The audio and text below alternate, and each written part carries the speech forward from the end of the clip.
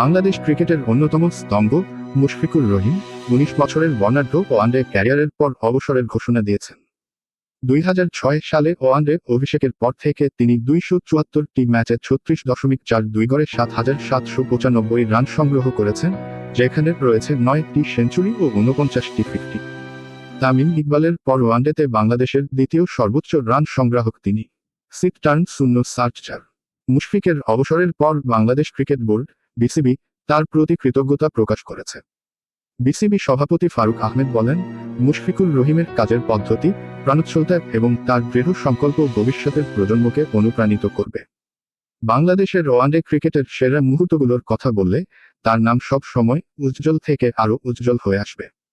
6.065। মুশফিকের সতীর্থ তামিম ইকবালও আবেগপ্রবণ হয়ে পড়েন তার অবসরের খবরে। এক ভিডিও বার্তায় তামিম বলেন, খেলা ছেড়ে দেওয়া মুশফিকের জন্য কতটা কষ্টের তা অনুভব করছি। 6.069। শ্রীলঙ্কার সাবেক অধিনায়ক দিমুথ করুণারত্নে মুশফিককে বাংলাদেশের ক্রিকেটের হিরো হিসেবে অভিহিত করে বলেন, খেলার প্রতি তার নিষ্ঠা, দক্ষতা এবং আবেগ লক্ষ লক্ষ মানুষকে অনুপ্রাণিত করেছে। 6.067। মুশফিকুর রহিমের এই দীর্ঘ যাত্রা বাংলাদেশের ক্রিকেটে এক নতুন মানদণ্ড স্থাপন করেছে, যা ভবিষ্যৎ প্রজন্মকে অনুপ্রাণিত করবে।